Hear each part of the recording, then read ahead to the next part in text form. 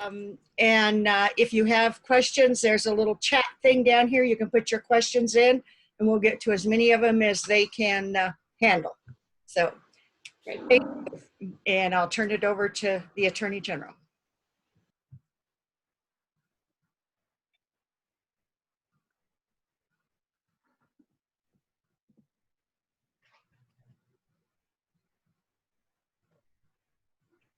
I think he must have froze.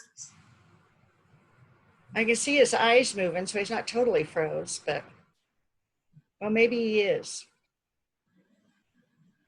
Give him just a second.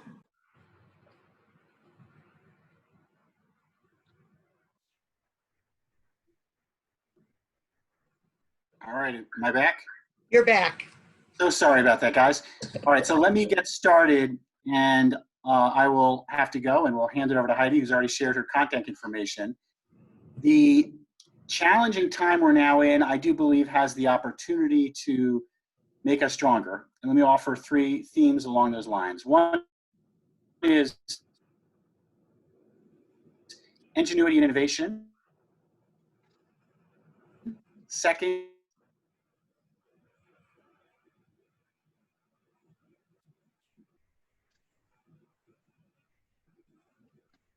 is resilience, and third is grace.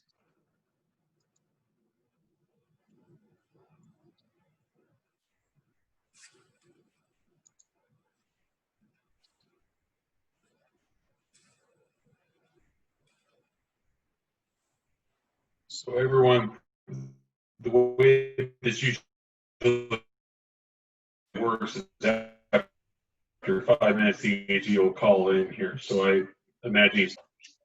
Yeah, I'm working on doing that. Am I back? Yeah, you're back. You're here. Okay.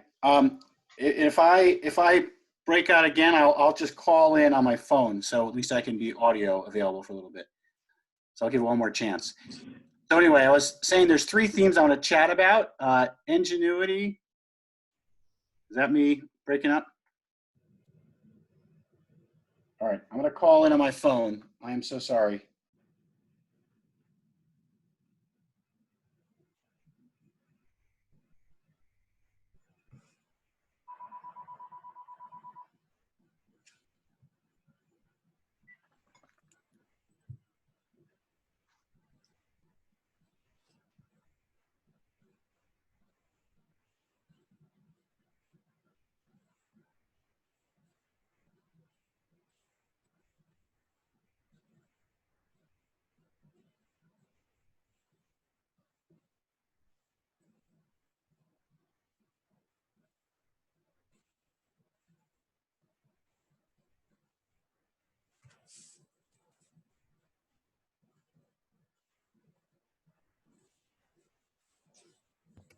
Are you hearing me okay or no? Yes. Yes, I'm coming back? You are back. All right, I am back. I am so sorry. Hopefully I will continue, and if not, then I will just turn it over to Heidi, and like I said, I'll call in. So ingenuity and innovation, us being adaptable. We're doing it here via Zoom, and we're finding new ways to get our work done. We stood up an effort to help manage public health enforcement in our office, having never done it before, and we're going to continue to be committed to building new muscles to face together the challenges we have. And that's something that rural Colorado particularly excels at, where people wear multiple hats all the time. Secondly, resilience. Here, we have to say what we've done well, what we haven't done well. One concern, even apparently in my home, is broadband. That's why I led a coalition of 39 state AGs to make sure we can get funding for broadband, because particularly for school kids right now who are trying to do online learning,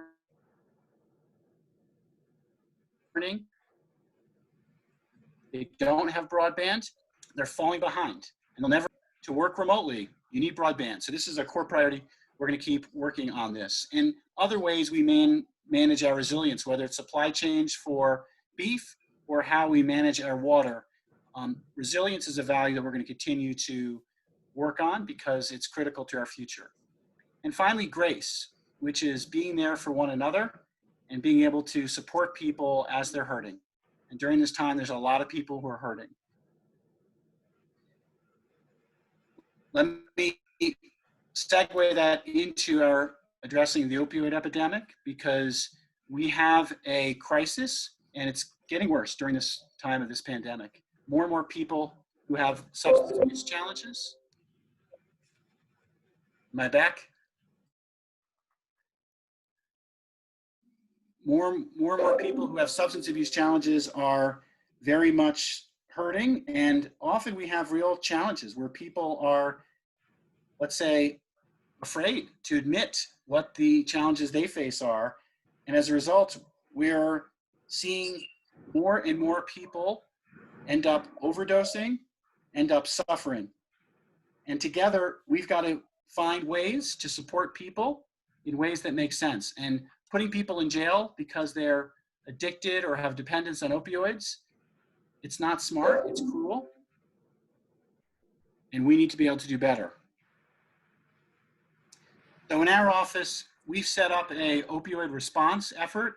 Heidi is leading that effort, and it's very important that all of us do what we can to address this crisis. We may well get recovery funds from litigation we're doing, and we want to be smart about how we cooperate with communities across our state to put those funds to good use and use other tools we have to support recovery. And that's why we brought Heidi on, who is Mayor of Thornton, who's been active in local government, and who's going to be helping to spearhead our efforts. So Heidi, let me turn it over to you.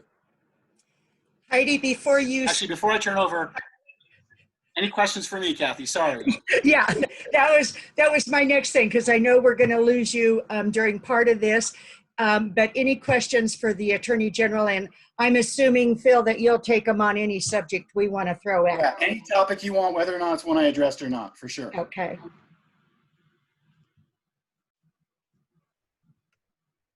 Well, it's Friday afternoon. You're getting off lucky today. I'm a fan of getting, I'm not afraid of anything. So any questions, concerns people have, bring them on. And if they come up later, we'll forward them on to you. Yeah, forward them on to me. I'll be happy to circle back. Okay, sounds good. All right, thank you guys. Thank you. Weiser. Appreciate it. All right. Well, I am very appreciative of having the opportunity to talk with you all. I've been, I was really wanting to come and visit you, you know, where you live and where you work, but obviously that's not going to be an option quite yet. Hopefully in the next coming months, I'll be able to get up there and see you. But what I am doing is just kind of going around the state, trying to talk to whether it's local governments, businesses. I'm working on building a faith-based coalition to address the opioid epidemic. And, you know, I'm working with our office and the attorneys that are part of the opioid litigation team to really try to figure out how much money we're going to get, how does that money get allocated around the state, making sure that we have a strong voice from the rural areas, and it's not just Denver Metro that's weighing in on what happens with this money. And I know that, you know, you all have struggled with that in the past, and I'm here to make sure that that doesn't happen. And so I think, you know, AG Weiser is amazing. He definitely thought this through and is being very innovative. We're one of the only states that hired an opioid response director, and I'm just really glad that I got the opportunity to have this job. So I'm going to share my screen. I do have a PowerPoint presentation put together, and I'll run through it fairly quickly. Let's see. Can you see my screen? Yes. Okay. I'll run through this fairly quickly. I really want to hear from you. So as I'm going through this, if you can kind of think about this, I'd like to know what challenges you all are having in your areas around whether it's opioid use disorder, substance use disorder, other issues around mental health. If you know of any coalitions that are already working together, that's something that's really important to my work, is trying to figure out who's working together in the communities, because this is not an issue that only one organization in a community can be working on. It's really a whole community or a whole region that needs to work together on this issue. and then really what kind of gaps you guys are experiencing with mental health and substance use disorder. So I'm gonna roll through this here. Let me get my computer to work here. There we go. So, I mean, AG talked about some of his priorities during COVID, but these are his priorities just in general. This is on our website. You can find information about all of these different issues. Addressing the opioid epidemic is one of those issues, but that issue goes along with some of these other priorities like criminal justice and protecting consumers and those sort of things. And our consumer protection department is the one that's leading the opioid suits against Purdue and the settlements with the distributors. And so here's a little bit of history on that. In 2018, Attorney General Cynthia Kaufman filed the lawsuit against Purdue Pharma, along with lots of other attorneys general around the United States. In 2019, Attorney General Weiser amended that lawsuit to include the Sackler family. The Sackler family, as you probably know, is the family who owns Purdue Pharma. So we're still working on that. They filed bankruptcy. There's a lot going on with money, and turns out the Purdue settlement probably will be the lowest amount of money that we get. We are working on settlements with another large opioid manufacturer, as well as different distributors who, didn't flag when the pill mills were ordering too many pills. And so we're working on that. We think we'll probably have some kind of a settlement over the next 6 to 12 months as far as kind of getting that finalized. Of course, with COVID, things could change. So I will just keep you all posted as I know something. What I'm doing right now is, as I said earlier, is I'm going around the state and I'm really reaching out to these folks on this screen to try to figure out what's going on in your communities.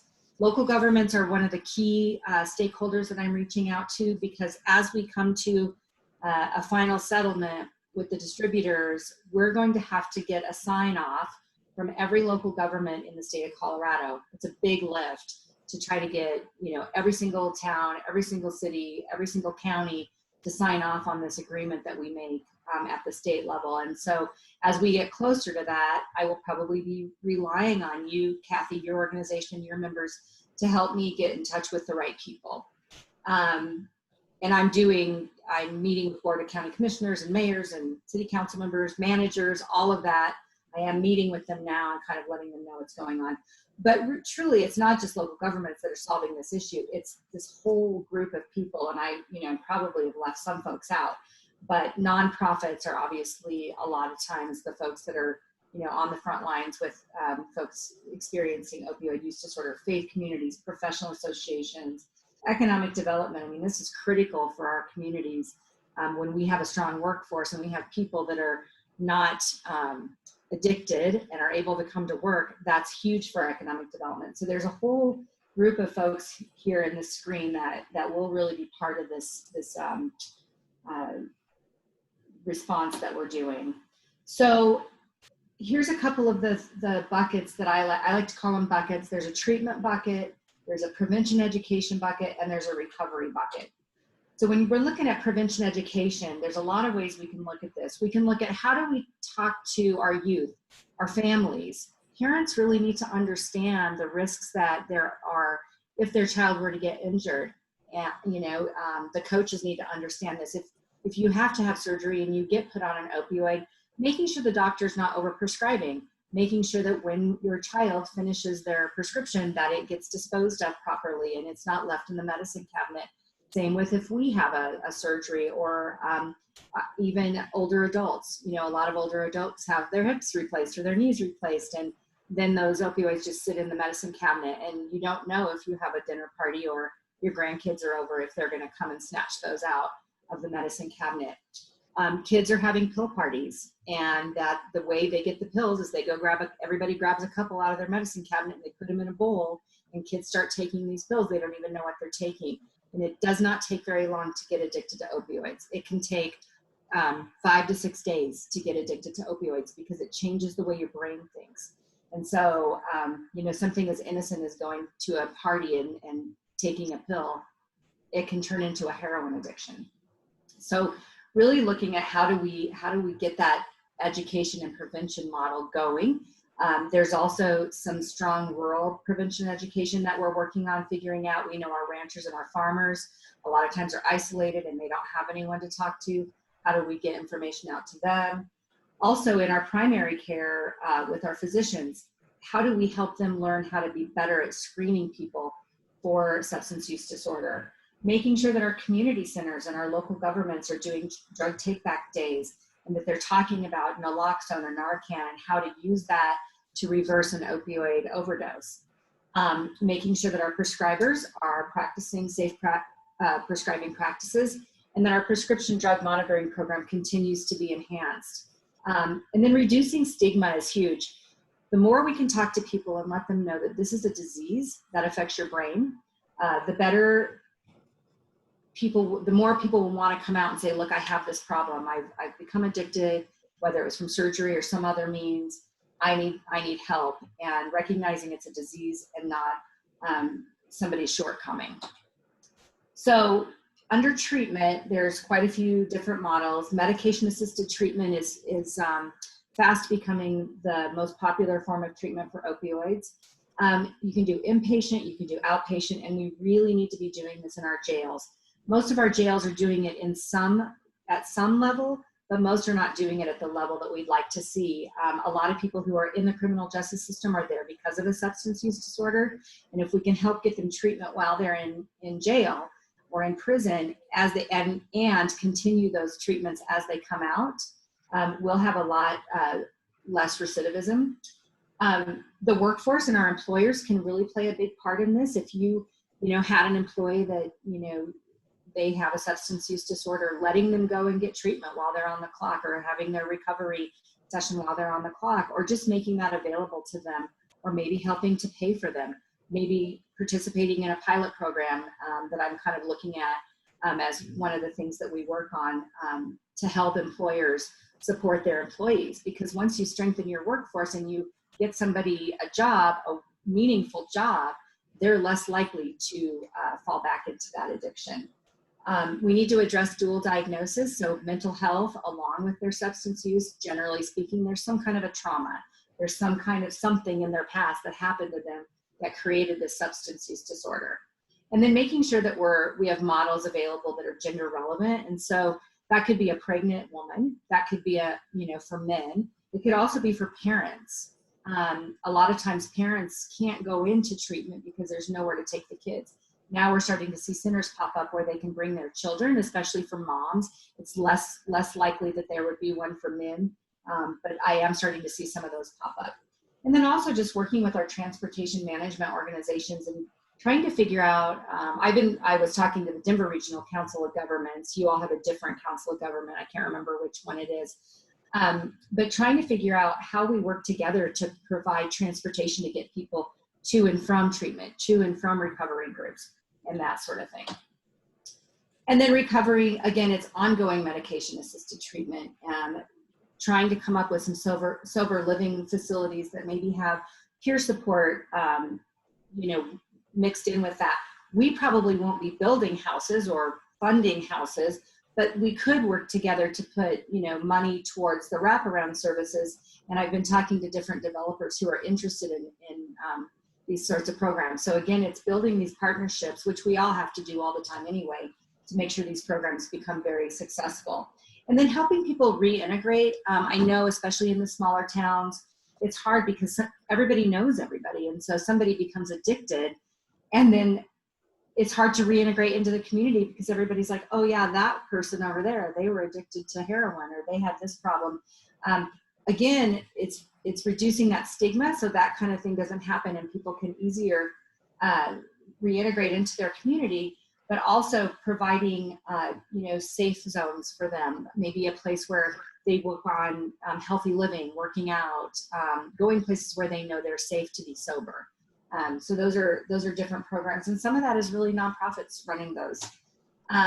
Other areas of focus, again, I talked about criminal justice. There's a whole lot we can do within the criminal justice system, as well as, what's here, jail, MAT, inpatient, reintegration, ongoing MAT. but also diversion, right? Like drug courts and different types of diversion to keep people out of there to begin with, really to go along with what AG Weiser said earlier. Providing safe syringe access while people are still using, making sure that they have a place to get clean needles, and also a place to dispose of those so that we weren't walking through our parks or parking lot and finding a dirty syringe on the ground.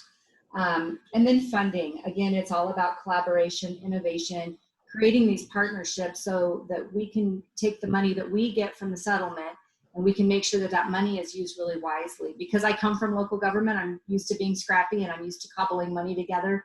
And I know you all are as well. And so that's why I wanted to chat with your group and just kind of tell you that those are the kind of things that we're going to be looking at. The money that is going to come in from these settlements will come in likely over 18 years.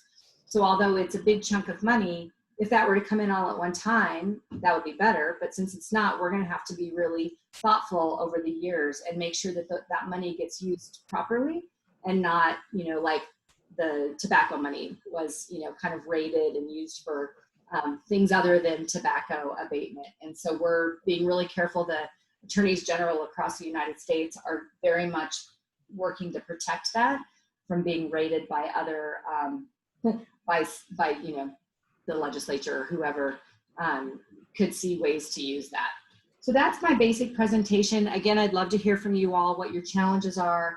What are the things you're seeing that are successes? Maybe you have some programs that are going really well but could use some extra funding. And then of course, what gaps you have.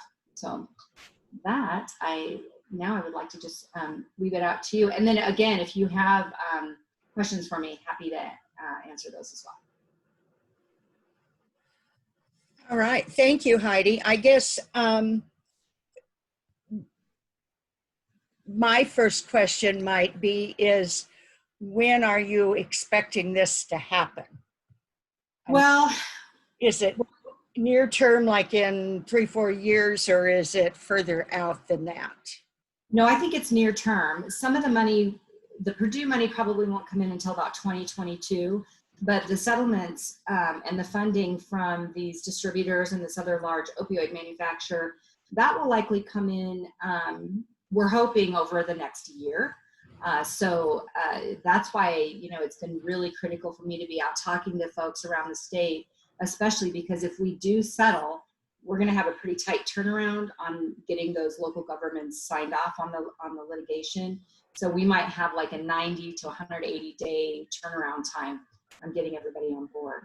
So it's it'll be critical, and our attorneys are working hard to get that done.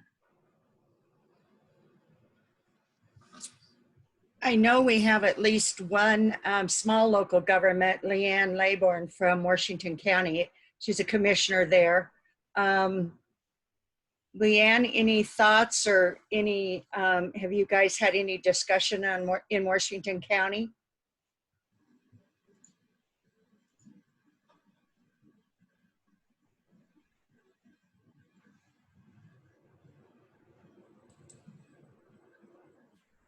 Can you hear me now? Yes, I did. Sorry, go ahead. Yes. But the Attorney General said earlier that jail is not an option or not the answer. And I agree with him. I personally have had some dealings with this. And when my son needed help, there was no help because he was 30 years old. He rejected it. What do you suggest? And he committed crimes. Yeah. Jail didn't help him. He needed some mental health, I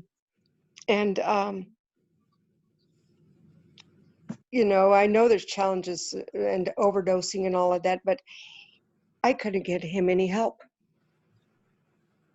Yeah, and I've been there as well. I have a 25-year-old son who went through substance abuse. I mean, he still technically goes through it. He just has it a little bit better under control, if you will. But it's heartbreaking as a mom to see your child go through that, and to know that there's nothing out there. So what we know is that about 30% of people who are trying to access care are getting it. The other 70% of people who are trying to access care are not getting it. for many, many reasons. Financial is a huge problem. A lot of these treatment facilities are private, and they're Right. very expensive, and our insurance companies don't cover them, at least not to the extent that we need them to. We also know that once somebody goes through a treatment program, if there's not really good recovery programs set up for that person, so the continuum of care, they're very likely, 85% likely to relapse.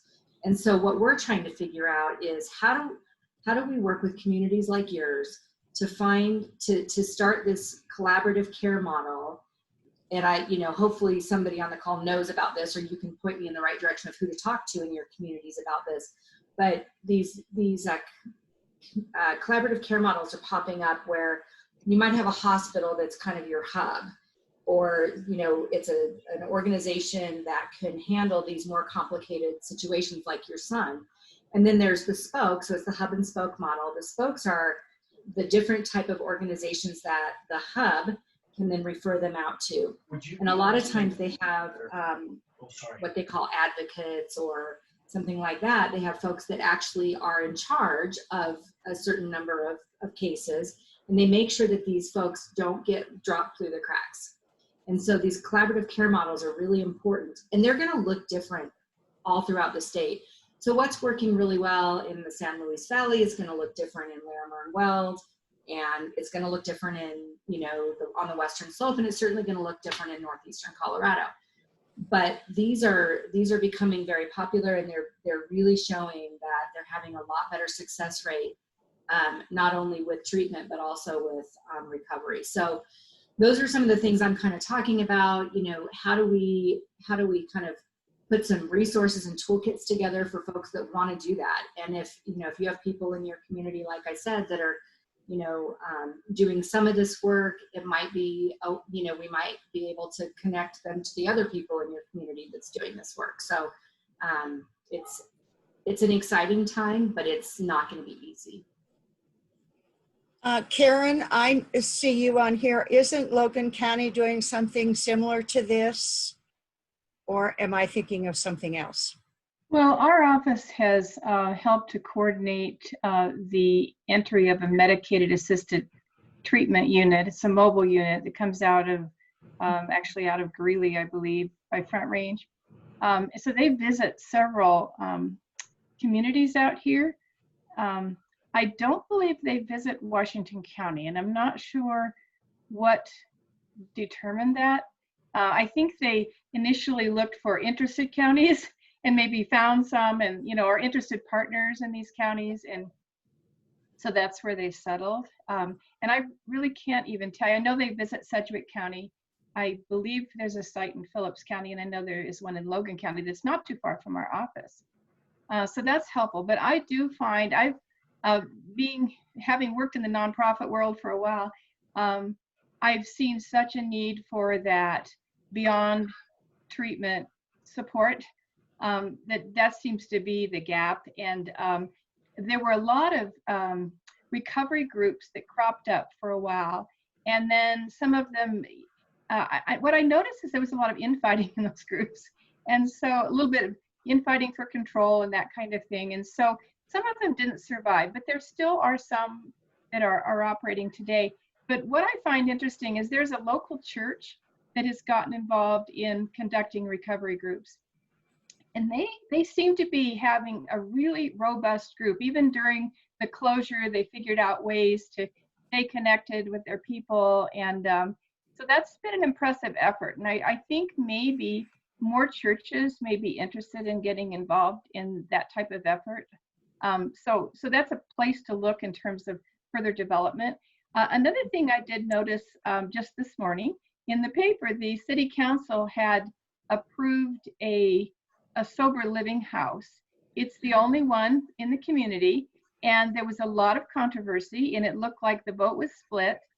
So, and there was some conversation about not in my neighborhood, as you might imagine. So I think that has been a real need. And once people get out of treatment, oftentimes they are homeless at that point. They just haven't established themselves. So the housing issue, I think, is something that we should probably all think about and support. And figure out how to make that work. It looks like the gentleman who is opening that home, there was some question about as to whether it's a private business of his or a nonprofit. And so there were some requests that he establish himself one way or another. So I think having a variety of ways that those houses can be established. And I think the thing that occurred to me was, okay, if I was going to buy a home in a community and allow 4 people to live there, I could do that according to, city codes. But to allow 4 people to live there who are in recovery, apparently that had to go through a process. And I found myself wondering, why is an additional process applied to that home when any rental home can be, at least in the city of Sterling, can be occupied by 5 unrelated people? So, what is different about a home that focuses on recovery?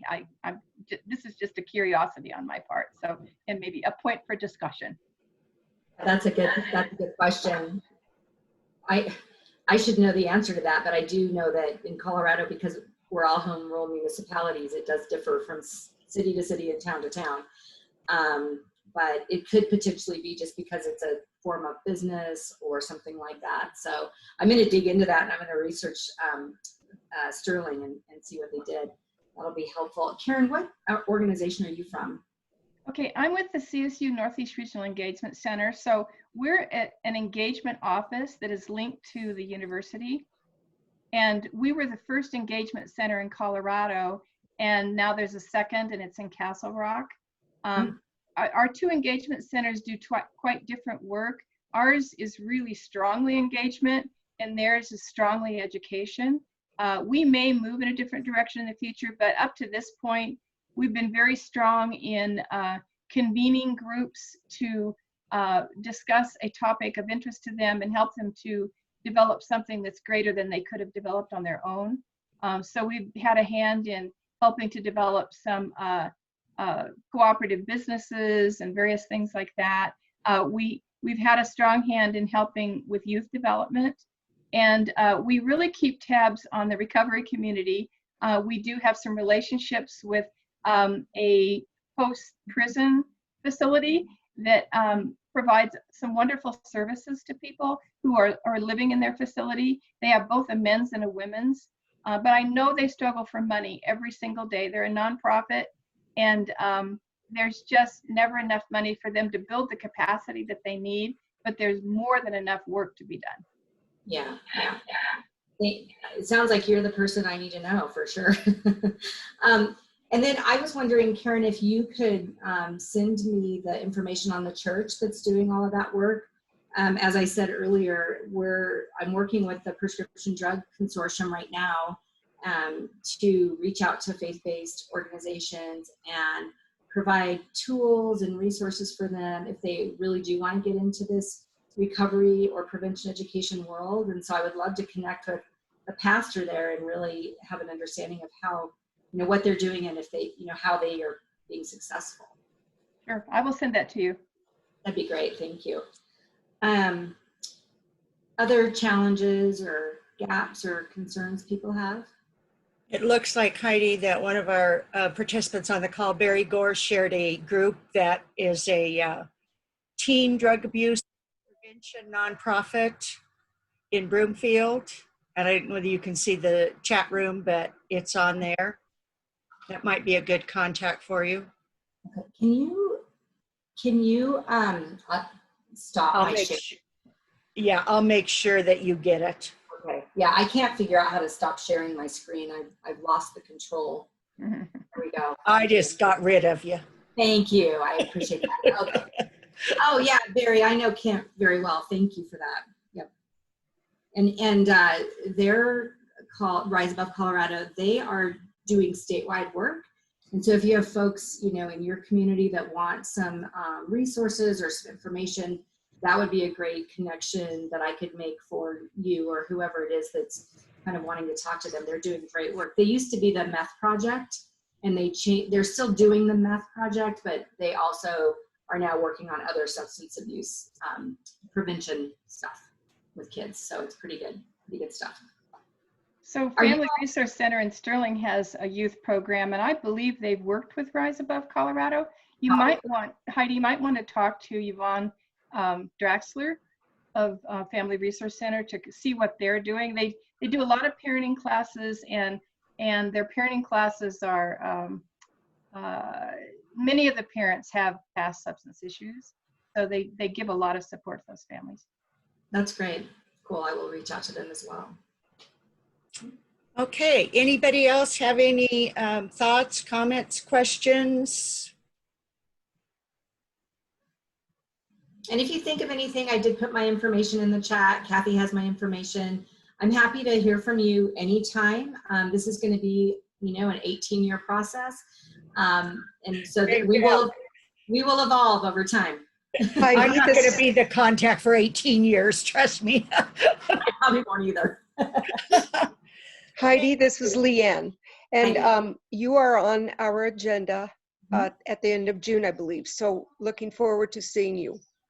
Great, thank you. I'll talk a little bit more about local government stuff on that call with you, but in the meantime, if you think of anything that you all would want to hear from me, just let me know. Thank you. Yeah, of course.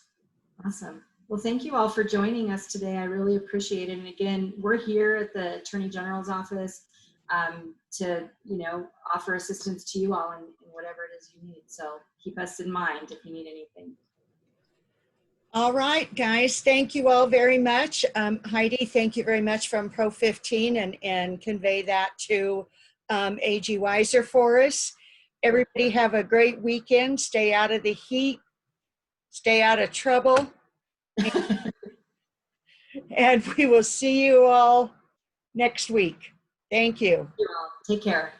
Bye.